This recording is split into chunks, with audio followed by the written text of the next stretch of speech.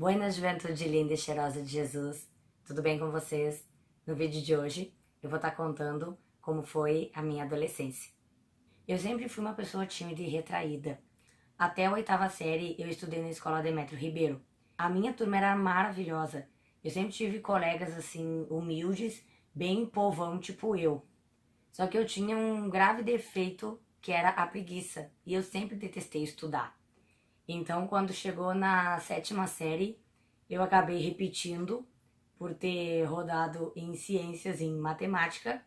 O que aconteceu que os meus colegas foram, pro ano seguinte e eu tive que me enturmar com colegas novos. E aí, nesse tempo, alguns colegas passaram a andar com outros colegas e aí começou a se formar os grupinhos na escola. E eu sempre fui muito humilde, eu nunca liguei pra questão de roupa, de como me vestir. Tanto que até hoje eu sou bem mendiga, eu não dou bola pra forma como a gente se veste ou não. E aí começou a se formar aqueles grupinhos que acabavam debochando da gente pela forma de se vestir.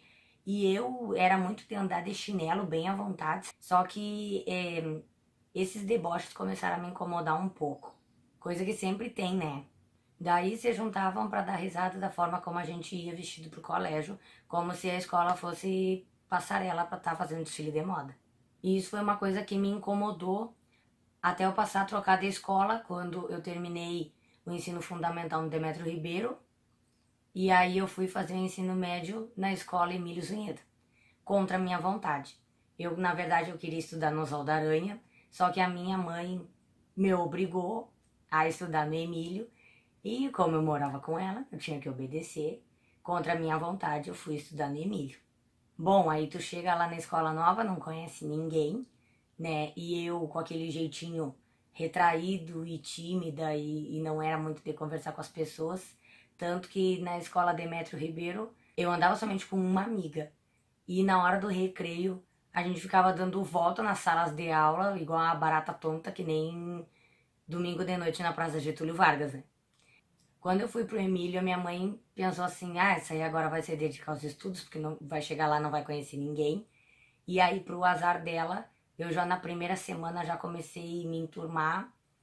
E eu não sei o que que aconteceu, que mudança foi essa, porque eu era uma pessoa que eu não era tão comunicativa na escola antiga. E comecei, sabe, a me enturmar e a conversar.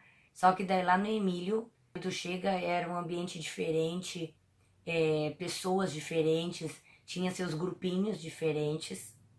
Os grupinhos eram outros e as pessoas, cada uma tinha um estilo diferente. Com o tempo, para me enturmar mais, vamos dizer assim, eu acabei aderindo à modinha punk rock, que era o que tinha no Emílio, né?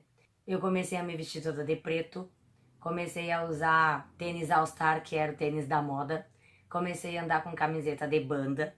E para quem escutava música pop até o ano anterior, né? Eu escutava Britney Spears, escutava N-Sync, toda essa patotada aí.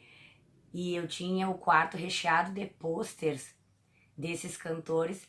E no ano seguinte, né, eu comecei a escutar um novo estilo de música. Agora, na adolescência, lá no Emílio Zunheda, eu comecei a escutar tudo que era tipo de rock nacional e internacional. Lá no Emílio, à tarde tinha educação física, e aí eu acabava não fazendo. Então eu ficava sentada, passava toda a tarde sentada, jogando conversa fora com os meus amigos. E aí com o tempo, aí começou a acontecer certas coisas, comecei a mudar meu comportamento.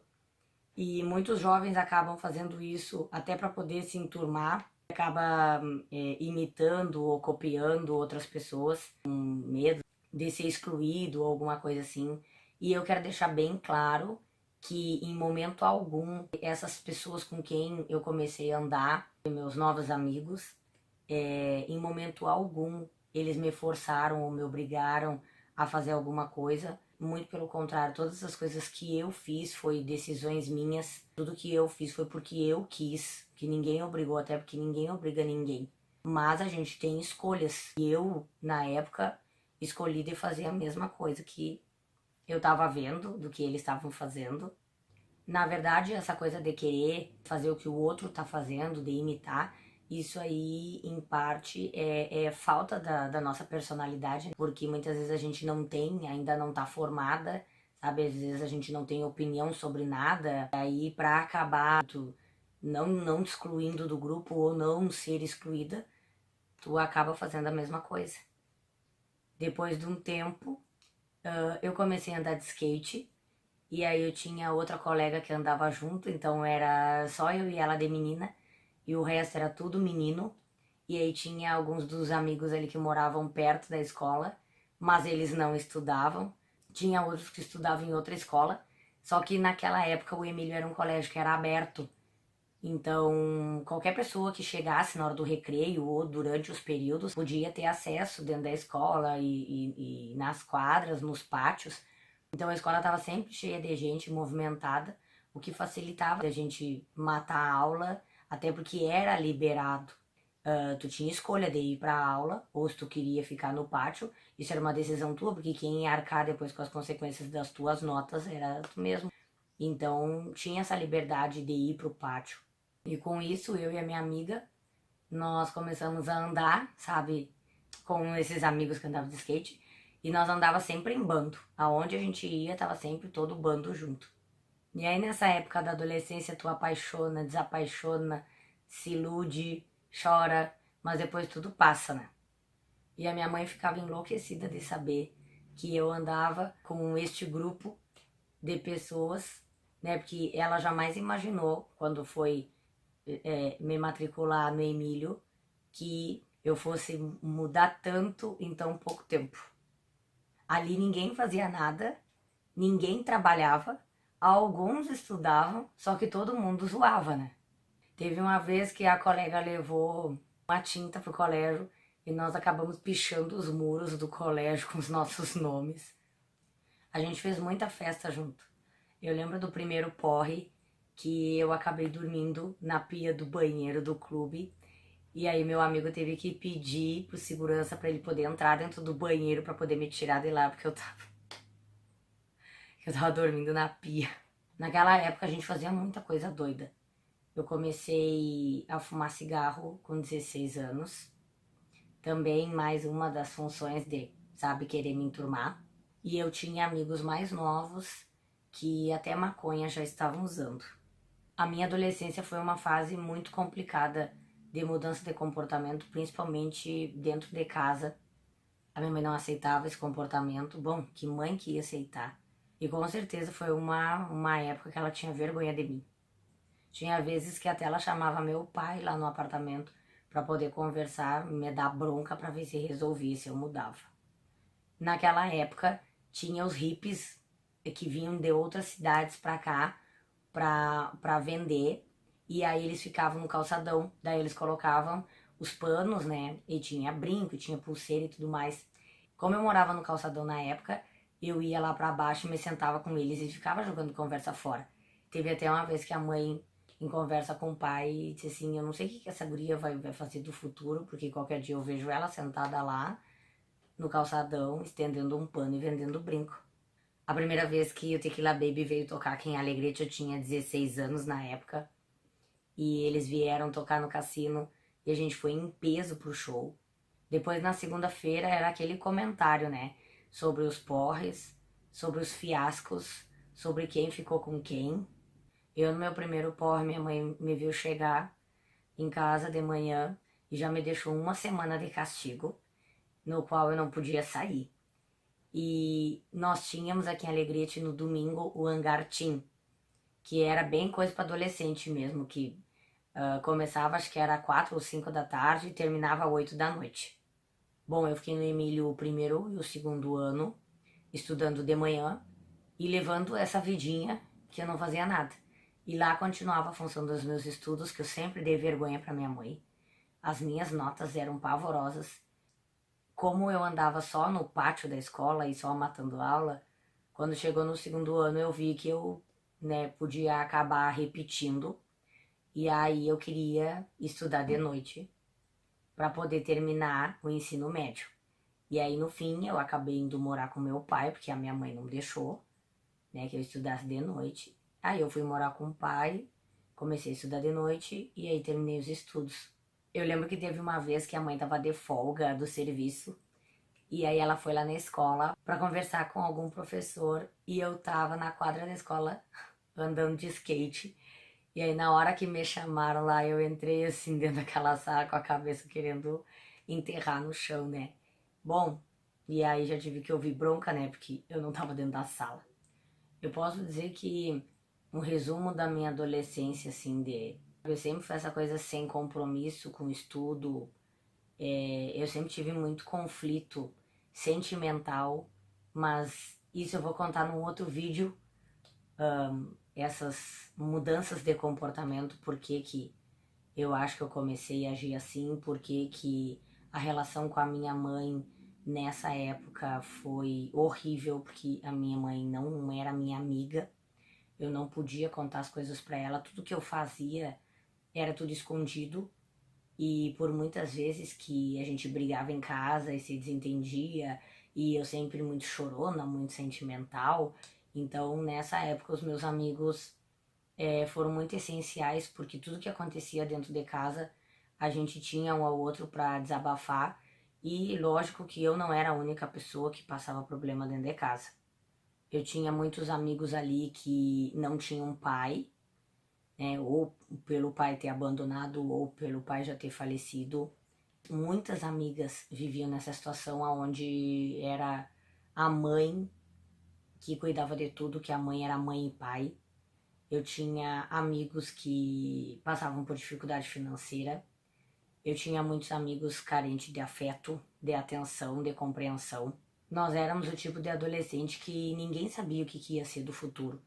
Até porque como a gente não fazia nada, né, e não tinha visão de nada, tanto que o estudo levava de qualquer jeito, nem pensar num Enem tinha como pensar.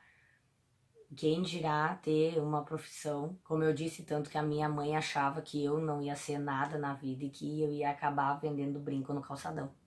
Nós tínhamos, em meio aos grupos que a gente andava, tinha gente ali que se prostituía para poder comprar droga. Então eu digo assim, ó, que essa fase de adolescente foi uma fase completamente longe dos entendimentos e longe dos caminhos de Jesus. Embora a gente tivesse dentro da escola os grupinhos de amigos que frequentavam a igreja, é nítido tu enxergar quem é que faz parte, sendo que tu vê pelo tamanho da saia e pelo comprimento do cabelo das irmãs, né? Só que nunca nenhuma delas chegou para nós e pregou o evangelho. E mesmo olhando de longe, nós parecíamos adolescentes que estavam completamente perdidos. Hoje em dia eu não sei como esses meus amigos estão. Eu só posso falar por mim que se não fosse por essas experiências que eu tive, hoje eu não estaria vivendo com Cristo. Porque todas essas coisas que a gente fez, o fato, no meu caso, de fumar cigarro, de beber, de sair fazer festa, de ter uma vida, querer uma vida à la louca. E na época eu não me importava com a opinião dos outros, foi outra coisa que mudou. Da menina que era tímida, que se incomodava de alguém debochar porque ia de Havaianas no colégio. E quando eu fui pro Emílio, sabe, essa coisa mudou completamente, assim, eu não ligava pra opinião dos outros. As amigas da minha mãe me viam andando de skate no calçadão e eu cagava bolinhas, assim, ó. Não ligava a mínima pra opinião, porque na verdade adolescente tem disso, né? A gente se acha o dono do mundo, então opinião é uma coisa que não interessa, porque não vai interferir pra gente. Então, essas coisas todas que a gente fez, assim, ó, isso aí no mundo aí fora é muito atraente, é muito interessante para uma pessoa que nunca viveu. E hoje, analisando todo o meu passado, assim, ó, eu posso dizer que isso serve como um testemunho para outras pessoas ou jovens que estão passando por essa fase, que estão lidando com isso. Que a maioria dos jovens hoje são jovens que são carentes de afeto, de atenção, de compreensão. E eu sei bem o que é isso, porque eu passei por isso, porque como eu não tinha em casa, eu não tinha aquele diálogo em casa, não tinha aquela coisa de desabafar, tu tinha que procurar era na rua, então tu conversava com outras pessoas que passavam a mesma coisa que tu passava, e era meio que uma troca de experiência e até para poder ajudar um ao outro, se levantar e enxugar as lágrimas, porque era o que tinha, que depois que passasse aquilo, acabava tendo mais conflitos dentro de casa, então aquilo ali nunca solucionava, só aumentava. Então a gente tinha muito um ao outro nesse apoio, assim, ó, de ter alguém pra quem tu correr, pra quem tu encostar tua cabeça, um ombro amigo pra tu poder desabafar e contar as coisas que estavam acontecendo, porque muitas vezes não tinha como a gente carregar sozinho. E eu era essa pessoa que tava sempre sentimental, sabe, sempre quebrada. E quando Cristo me escolheu, ele simplesmente resolveu me fazer de novo. Então todos os caquinhos que foi quebrados e que foram ficando aí no meio do caminho, ele simplesmente, não, vamos dar um basta. E aí a gente começou uma vida nova, tanto que hoje eu sou uma pessoa completamente diferente daquilo que eu fui como adolescente, tenho pensamentos completamente diferentes, mas não descarto o meu passado, jamais, jamais vou esquecer da pessoa que um dia eu fui, porque se não fossem essas experiências eu não teria como ter isso como testemunho, e hoje eu vejo que todas essas experiências elas são uma forma de ajudar. Então eu digo assim, ó, pra você que tá assistindo esse vídeo, adolescência é uma fase, todo mundo passa, se já não passou vai passar, mas ela é bem isso aí, ela simplesmente passa.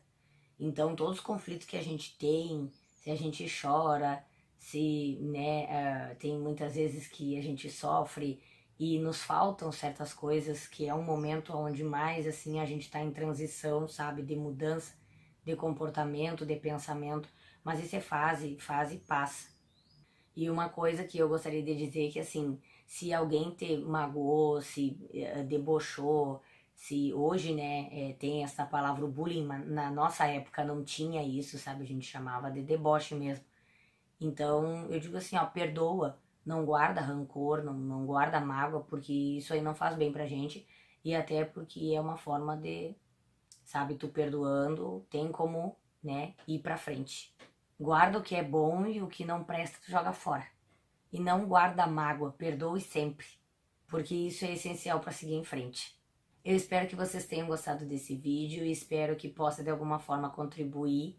Deixa o like, compartilha, beijo e até o próximo vídeo.